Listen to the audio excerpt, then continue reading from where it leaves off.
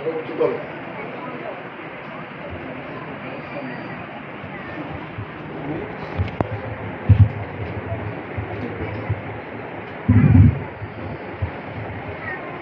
عليكم ورحمة الله وبركاته. وعليكم السلام. الحمد لله وحده والصلاة والسلام على من لا نبي بعده. أعوذ بالله من الشيطان الرجيم. بسم الله الرحمن الرحيم. ربنا آتنا في الدنيا حسنة وفي الآخرة حسنة وقنا عذاب النار. وقال تعالى: اقرأ باسم ربك الذي خلق. وقال رسول الله صلى الله عليه وسلم: خيركم من تعلم القرآن وعلمه. Jatrapur Islamic আধুনিক স্কুলের মাদ্রাসা কর্তৃক আয়োজিত নার্সারি প্রথম এবং দ্বিতীয় শ্রেণীর অভিভাবকবৃন্দের অভিভাবক সমাবেশ। আজকে আমি যারা অনেক প্রতিকূলতার ভিতরেও অনেক কাজ রেখে নিজেদের সন্তানের জন্য সময় দিতে এসেছেন, আমি ক্যাডেট পরিবারের পক্ষ থেকে তাদেরকে আন্তরিকভাবে শুভেচ্ছা জানাচ্ছি। সম্মানিত উপস্থিতি, আমাদের সেরা সম্পদ আমাদের সন্তান। যারা আমাদের সন্তানকে সেরা সন্তান মনে করি, সেরা সম্পদ মনে করি, তারা অনেক কষ্ট করে হলে উপস্থিত হয়েছেন। যারা মনে করেন যে ঘের বেড়িতে এর থেকে বেশি গুরুত্বপূর্ণ, মাসের তো নগদ টাকা পাই, ছেলের থেকে তো কিছুই পাই না, ওটার দিয়ে দরকার কি আমি ঘেরে যাই, তারা হয়তো কষ্ট করে আসেননি। তাদেরকেও আমি ক্যাডেট পরিবারের পক্ষ থেকে আল্লাহ তাআলা যেন তাদেরকে সুবিবেক এবং বিবেচনা দান করে, এই দোয়া কামনা করছি। সম্মানিত উপস্থিতি, যাত্রাপুর ইসলামিক আধুনিক স্কুলের মাদ্রাসা একটা শিক্ষা প্রতিষ্ঠানের নাম নয়, এটা একটা শিক্ষা বিপ্লবের নাম। খুব খেয়াল করবেন, আমি অল্প একটু সময় কথা বলবো, আমার কথাগুলো আপনাদের খেয়াল করতে হবে। এটা শুধু শিক্ষা প্রতিষ্ঠানের নাম নয়, আমি বলছি একটা শিক্ষা বিপ্লব। কারণ ইসলাম এবং সাধারণ শিক্ষা ছাড়া কোনো জাতির পরিবর্তন আসতে পারে না। আল্লাহ রসুল সাল্লাল্লাহু আলাইহি ওয়াসাল্লাম যখন পৃথিবীতে এসেছিলেন, তখন পৃথিবী ছিল সমকালীন সময় নয়। এই পৃথিবীর জন্ম থেকে আজ পর্যন্ত যত সময় পৃথিবী পার করেছে, এর সব থেকে নিকৃষ্ট সময় ছিল যখন আল্লাহ রসুল সাল্লাল্লাহু আলাইহি ওয়াসাল্লাম দুনিয়া এসেছিলেন, যে সময়কে আয়ামে জাহেলিয়াতের যুগ বলে। মানুষ অনেক কিছু জানত, কিন্তু মানুষের ভিতর বর্বরতা ছিল। তো আমরা যারা গবেষণা করেছি, লক্ষ্য করেছি পৃথিবীর এই করুণ অবস্থা, পৃথিবীর এই নিকৃষ্ট অবস্থার দুটো কারণ ছিল। একটা হচ্ছে মানুষের শিক্ষা ছিল না, দ্বিতীয় মানুষের চরিত্র ছিল না। এই জন্য আল্লাহ পাক পৃথিবীর এই নিকৃষ্ট সময়, আয়ামে জাহেলিয়াতের যুগে, পৃথিবীর শ্রেষ্ঠ মানব, মানবতার মুক্তির দূত হযরত মুহাম্মদ সাল্লাল্লাহু আলাইহি ওয়াসাল্লামকে, এই দিশাহারা মানুষকে সুপথের সন্ধান দেওয়ার জন্য পৃথিবীতে এসেছিলেন। আর আল্লাহ পাক হুজুর সাল্লাল্লাহু আলাইহি ওয়াসাল্লামকে সর্বপ্রথম মানুষের যে অভাব ছিল শিক্ষার, এই শিক্ষা বিস্তারের জন্য আল্লাহ পাক সর্বপ্রথম কোরআনে যে আয়াতটা নাযিল করেছিলেন, ইকরা বিসমি রাব্বিকাল্লাযী খলাক, পড়ো তোমার প্রভুর নামে। অর্থাৎ মানুষ যদি পড়ে তাহলে আর এরা অমানুষ থাকবে না। দ্বিতীয় যে বিষয়টা ছিল, মানুষের চরিত্র ছিল না। মানুষ হত্যা, লুণ্ঠন, রাহাজানি, এমন কোনো পাপাচার ছিল না যা মানুষ করতো না। এমনকি নিজের জীবিত কন্যা সন্তানকে পর্যন্ত মাটির নিচে চাপা দিয়ে মেরে ফেলত। এই পৃথিবীর এই নিকৃষ্টতম সময়ে আল্লাহ রসুল সাল্লাল্লাহু আলাইহি ওয়াসাল্লামকে আল্লাহ পাক শ্রেষ্ঠ চরিত্র দিয়ে ইন্নাকা লাআলা খুলুকিন আযীম, অর্থাৎ তোমাকে সর্বোচ্চ চরিত্র দিয়ে পাঠানো হয়েছে। তো যখন আল্লাহর কালাম পড়াটাকে বাস্তবায়ন করলেন এবং আল্লাহ রসুল সাল্লামের চরিত্র যখন মানুষের ভিতর বাস্তবায়ন হলো, তো পৃথিবীর সব থেকে খারাপ মানুষগুলো অল্প দিনের ব্যবধানে, মাত্র 23 বছরের ব্যবধানে পৃথিবীর উৎকৃষ্ট মানুষে রূপান্তরিত হয়েছিল, যে সময়টায় খেলাফায়ে রাশেদার যুগ বলে। একই মানুষ যারা নিকৃষ্ট ছিল, সেই মানুষগুলোর ভিতর যখন কোরআন ঢুকেছে আর আল্লাহ রসুলের চরিত্র ঢুকেছে, তো সেই মানুষগুলো পৃথিবীর শ্রেষ্ঠ মানুষে রূপান্তরিত হয়েছিল মাত্র 23 বছরের ব্যবধানে। এটাকেই বলে বিপ্লব। সেই সময়কে বলা হয় খেলাফায়ে রাশেদার যুগ। এত ভালো যুগ পৃথিবীতে কখনো ছিল না, কখনো আসবে না। যে মানুষগুলো পৃথিবীর নিকৃষ্ট মানুষ ছিল, এত খারাপ মানুষ পৃথিবীতে কখনো ছিল না।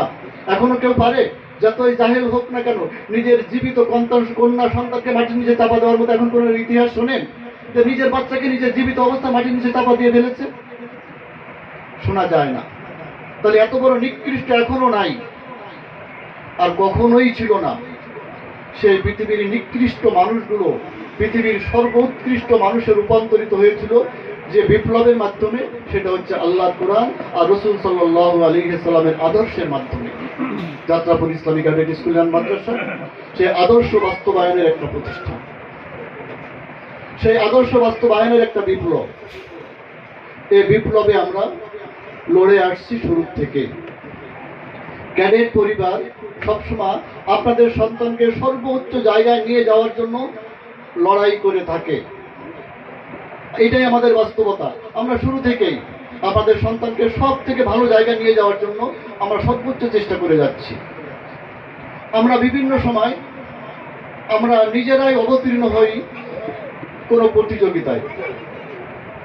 তাদের সহজে একটু আগে বলছিলেন যে আমরা বাচ্চাদেরকে কোনো একটা কোর্টে নেওয়ার জন্য, কোনো একটা প্রতিযোগিতায় নেওয়ার জন্য আমরা সর্বক্ষণ চেষ্টা করে গেছি। একসময় আমরা সরকারি সমাপনী পরীক্ষা দেওয়ার সুযোগ পেতাম না। অনেকে বলতো ওনারা পড়ায়, ওনারা রেজাল্ট করে, কি করে না কি করে ওনারাই ভালো জানে। তো যখন আমরা সরকারিভাবে সমাপনী পরীক্ষা দেওয়ার সুযোগ পেয়েছি, তখন আমরা মাঠে নেমে খেলে প্রমাণ করেছি যে আমরা সেরা। এখানে একটু জায়গায় বসতে পারেন তো আপনারা? কেউ বসে একটু একজনের জায়গা দিলে সমস্যাটা কোথায়? হ্যাঁ ভাই, বাইরে চেয়ার আছে, মুরব্বী ঘুরে বেড়াচ্ছে। তো আমরা সবসময় চেষ্টা করি, আমরা ফিল্ডে নামে খেলে দেখাতে চাই যে আমরা পারি, যেটা আমরা সমাপনী পরীক্ষায় করেছি। একসময় মনে করতে কি হবে, তো একসময় খুলনা বিভাগ জেনেছে যাত্রাপুর ক্যাডেটের ভাঙ্গা ঘর শ্রেষ্ঠ সন্তানের জন্ম দেয়। আমরা খুলনা বিভাগের মধ্যে সেরা রেজাল্ট করেছিলাম সর্বশেষ সমাপনী পরীক্ষায়। হুজুর একটু আগে বলেছেন আমাদের 38% বৃত্তি পেয়েছিল, 86% বাচ্চা প্লাস পেয়েছিল, যা খুলনা বিভাগের কারণ ছিল না। পরবর্তীতে আমরা বৃত্তি পরীক্ষায় বাংলাদেশের সমস্ত কিন্ডারগার্টেনগুলো একসঙ্গে মিলে কিন্ডারগার্টেন এডুকেশন সোসাইটি বৃত্তি পরীক্ষার আয়োজন করেছিল। আমরা সেখানেও আমাদের বাচ্চাদেরকে ওখানে আমরা কি করেছি, ইনভলভ করেছি যে আমরা এই মাঠেও খেলতে চাই। সেই মাঠেও খেলে আমরা বাংলাদেশের সেরা 50,000 প্রতিষ্ঠানের ভিতরে আমাদের বাচ্চারা 18 জনের ভিতর 6টা ছিল আমাদের সেরা 6টা ছিল। সে মাঠেও আমরা বিজিত হয়েছিলাম। হুজুর একটু আগে বলছে যে ঢাকা থেকে দেখতে আসছিল যে বাগেরহাটের মতো একটা জায়গা, ঢাকা হোলি হোম শাহিনের মতো স্কুলের সঙ্গে প্রতিযোগিতা করে 6টা বাচ্চা ট্যালেন্টফুল পেয়েছে। এরা কারা? এর পরবর্তীতে আমরা যখন দেখছি খেলার কোনো ফিল্ডই নাই, সরকারি সমাপনী পরীক্ষা বন্ধ হয়ে গেছে, বাংলাদেশ কিন্ডারগার্টেন এডুকেশন সোসাইটি বন্ধ হয়ে গেছে, তো আমাদের ছাত্রদেরকে আমাদের প্রতিযোগিতায় নামাতে হবে, আমাদের প্রমাণ করতে হবে যে আমরা সেরা। যার কারণে আমরা ক্যাডেট কেয়ার এডুকেশন সোসাইটির মাধ্যমে, আপনারা জানেন যে আমার নিজস্ব একটা বোর্ড আছে, ক্যাডেট কেয়ার প্রকাশনী, সাথে cadet care education society. Cadet care education সোসাইটির মাধ্যমে দেশব্যাপী একটা বৃত্তি পরীক্ষার আয়োজন করা হয়। আমরা গত 3 বছর যাবৎ এই বৃত্তি পরীক্ষা আমাদের সন্তানদেরকে আমরা অংশগ্রহণ করাচ্ছি এবং কৃতিত্বের সঙ্গে, আপনারা দেখছেন ওদের নাম এখানে ফলকে দেওয়া আছে যে আমরা কৃতিত্বের সঙ্গে দেশ সেরাদের তালিকায় আমরা আছি। সম্মানিত উপস্থিতি, আপনাদের সন্তানকে নিয়ে যেমন আপনারা ভাবেন, আপনাদের সন্তানকে নিয়ে আমরা একটা উচ্চ জায়গা পর্যন্ত ভাবি, কিন্তু আমি যেটা গভীরভাবে লক্ষ্য করছি, আমাদের স্বপ্নের পরিধি অনেক কমে গেছে। আমরা আমাদের সন্তানকে নিয়ে স্বপ্ন দেখতে বুঝি না, যে ওদেরকে সর্বোচ্চ জায়গায় কোথায় নেওয়া যায়। আমরা স্বপ্ন দেখতে ভুলে গেছি। এটাই আমাদের মূল কারণ, যে কথা আমাদের গোলাম আলাদুর একটু আগে বলতেছিলেন, যে এক সময় পৃথিবী শাসন করেছি 1200 বছর আমরা তথ্য প্রযুক্তি দিয়ে, যে চিকিৎসা বিজ্ঞানে আমরা, স্যাটেলাইটে আমরা, অন্যান্য বড় বড় প্রযুক্তিতে আমরা, গণিতের আবিষ্কারক আমরা। আজ আমরা কেন পিছনে পড়ে আছি? এই 1200 বছর আমরা শাসন করার পরে এই 1200 বছর কেন আমরা এত নিগৃহীত হচ্ছি? কারণ হচ্ছে আমরা মুসলমানরা, আমরা আমাদের সন্তানকে নিয়ে সর্বোচ্চ জায়গায় ভাবতে ভুলে গেছি। আজকে আমরা অল্প একটু ভাবি, কেউ ভাবলে আরেকজনে টেনে ধরি, যে না বাবা তোমার পক্ষে সম্ভব না, তুমি পারবে না। ঈগল পাখি চেনেন না? আকাশ দাপায় বেড়ায় ঈগল পাখি, ঘন্টার পর ঘন্টা, 12 ঘন্টা, 14 ঘন্টা, 1000 এসে উঠতে পারে। ঈগল পাখির একটা ডিম কোনো না কোনো ভাবে মুরগির পেটে চলে আসছে, মুরগির পেটের তলে যে মুরগিতে তা দেয় ওখানে আসছে, বাচ্চাও ফুটছে। এখন ঈগলের বাচ্চা ওর তো উঠতে হবে, ওর প্রজন্ম তো উড়ার প্রজন্ম। মুরগি ওকে বলে তুই পারবি না, দেখিস না আমরা কত চেষ্টা করি, পারি না। ওরা উঠতে যায় না, উঠতে গেলে ওরা ঠোকায় নিচে নামায়, আরে তুই পারবি না।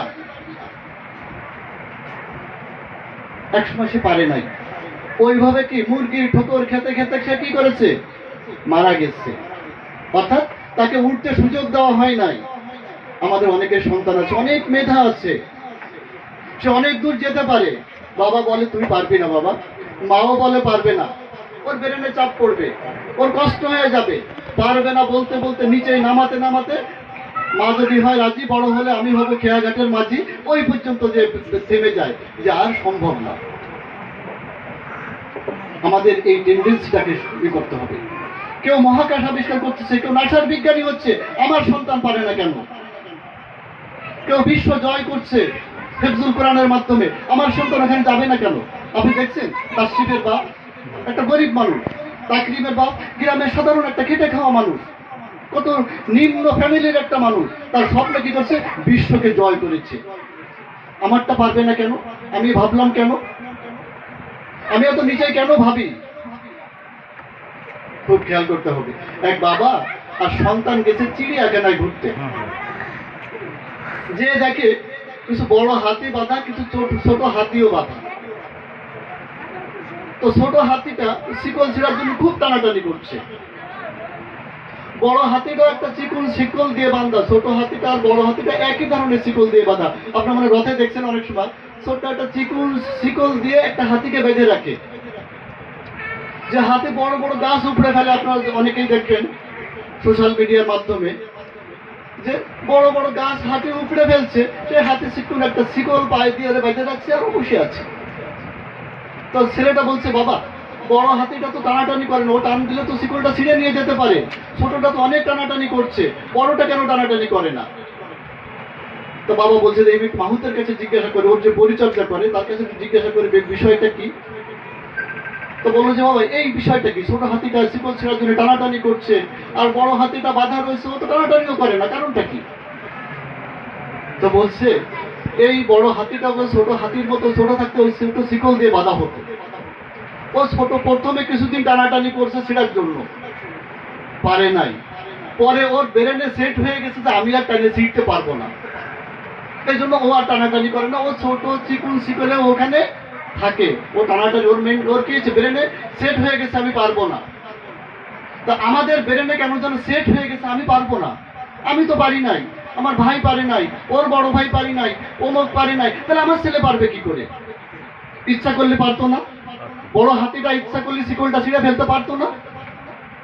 আমরা আমাদের সন্তানের ব্রেনে সেট করে ফেলছি, বাবা তুমি পারবা না কেন? তোমার বাবা তো পারি নাই, আমি তো পারি নাই, আমি তোমার মা, আমিও তো পারি নাই। সবাই কি সবকিছু পারে? কেউ না কেউ অনেক কিছু পারে, কিন্তু আমরা পারতে দেই না। আমাদের মেন্টালি কি হয়ে গেছে? আমরা সেট হয়ে গেছি, আমরা পারি না। আমরা নসিমনির উপরে আমরা আবিষ্কার করতে পারি না, আমরা ইজি বাইকের উপরে আবিষ্কার করতে পারি না, স্যাটেলাইট আবিষ্কার করে এটা আমাদের কাজ না, নাসার বিজ্ঞানী হওয়া আমাদের কাজ না। কেন এটা কার কাজ?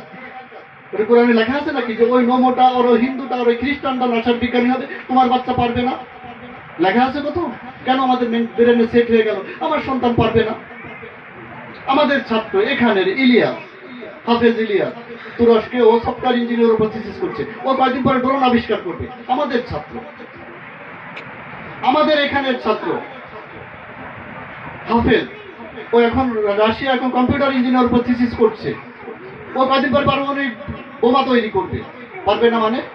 এই কান্দাপাড়া গ্রামের থেকে উঠে ড্রোন আবিষ্কার করতে পারতেছে। তা আমরা কেন বসে থাকলাম পারবে না? হয় না। আমাদের ব্রেনে এই বাজেটটুকু সেট হলো কেন? আমরা মেধাকে এইভাবে কুক্ষিগত কেন করলাম বড় হাতিটার মতো, যে আমার সন্তান দ্বারা হবে না? আমাদের স্বপ্নের পরিধি বড় করতে হবে। মানুষ একটা কথা বলে, যার স্বপ্নের পরিধি যত বড় তার সাফল্যের পরিধি তত বেশি। আজকে আমরা কি করি? আমাদের সন্তানকে, আমাদের মা বোনদেরকে কি করি? গাইনি ডাক্তার এই বাগেরহাটে পাঠিয়ে একটা পুরুষের কাছে, আছে না? জানেন আপনারা?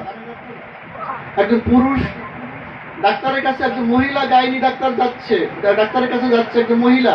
কেন আমার বাচ্চাকে আমি ডাক্তার বানাতে পারি না? কেন আমি এই স্বপ্ন দেখতে কেন পারি না যে আমার মেয়ে ডাক্তার হবে?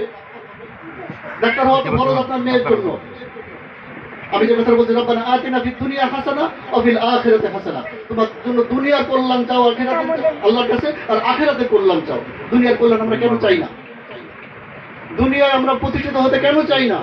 হাদিস শরীফে আসছে, সম্পদ, মানুষের সম্পদের অভাব মানুষকে কুফরির দিকে নিয়ে যায়।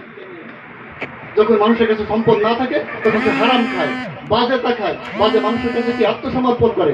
আজকে আমরা মুসলমানরা কি করতেছি? এনজিও থেকে লোন উঠাচ্ছি। কেন উঠাচ্ছি? অর্থের অভাবে।